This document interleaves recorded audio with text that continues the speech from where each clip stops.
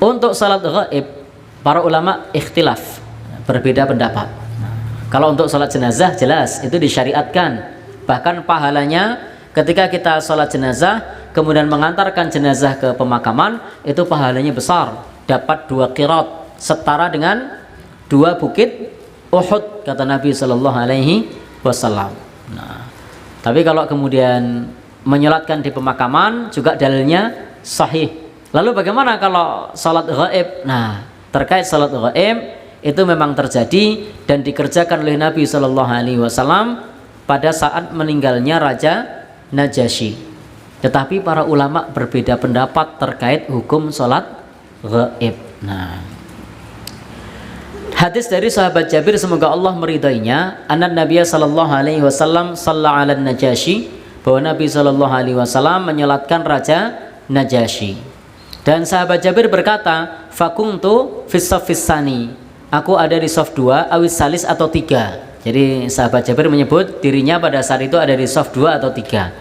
Jadi beliau kurang yakin betul di saf 2 atau saf 3. Intinya sahabat Jabir ikut menyolatkan Raja Najasyi dengan cara sholat gaib. Hanya saja posisi tepatnya beliau di saf 2 atau saf 3 itu beliau ragu. Tetapi yakin bahwa Nabi Shallallahu Alaihi Wasallam itu melakukan sholat gaib untuk Raja Najasyi. Nah, kasus Raja Najasyi ini disebutkan bahwa beliau meninggal di bulan Rajab tahun 9 Hijriah. Nah, semoga Allah Subhanahu Wa Taala meridhoinya. Bapak dan saudara, para ulama berbeda pendapat terkait hukum sholat gaib. Ikhtilaful ulama, ikhtalafal ulama fi sholati alal gaib. Jadi para ulama berbeda pendapat mengenai hukum sholat gaib. Bismillah.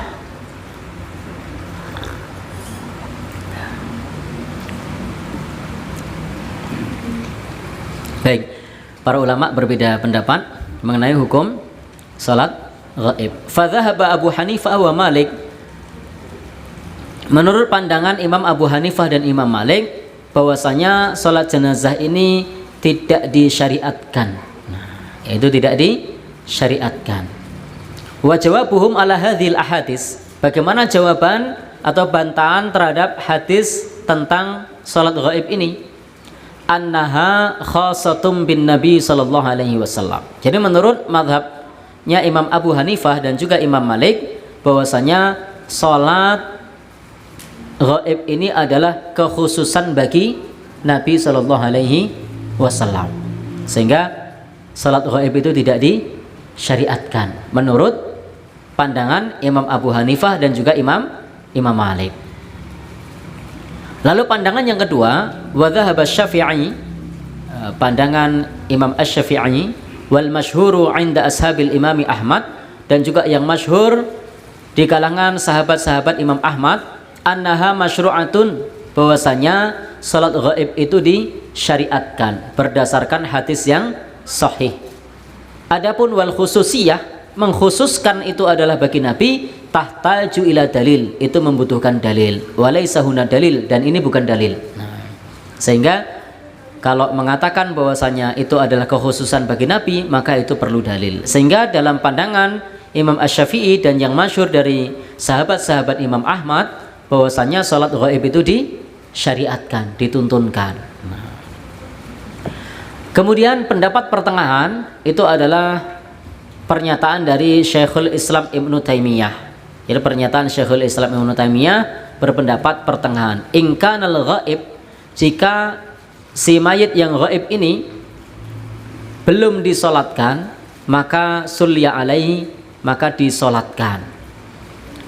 Tetapi kalau kemudian orang itu sudah disolatkan, faqad saqatal fardu bidzalika anil muslimin, maka kewajiban itu sudah gugur bagi kaum muslimin dan tidak perlu sholat gaib.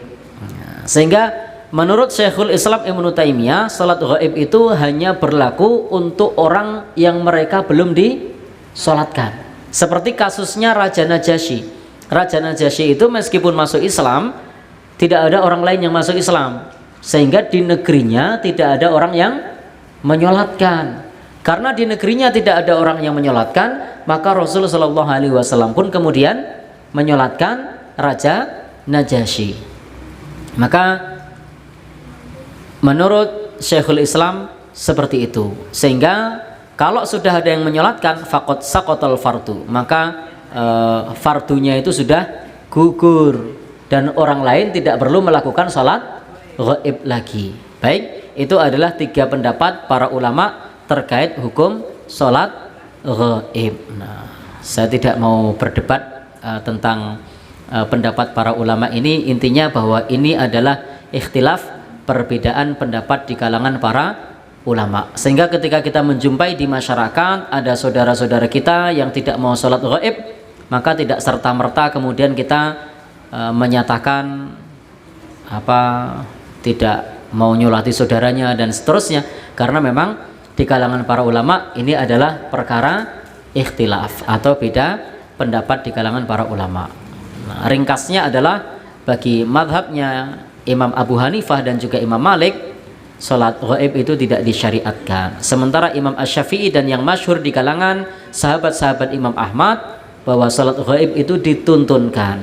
Sementara kalau menurut Syekhul Islam Ibnu Taimiyah, sholat ghaib itu sifatnya adalah kalau orang tersebut belum ada yang menyolatkan baru dilakukan sholat ghaib.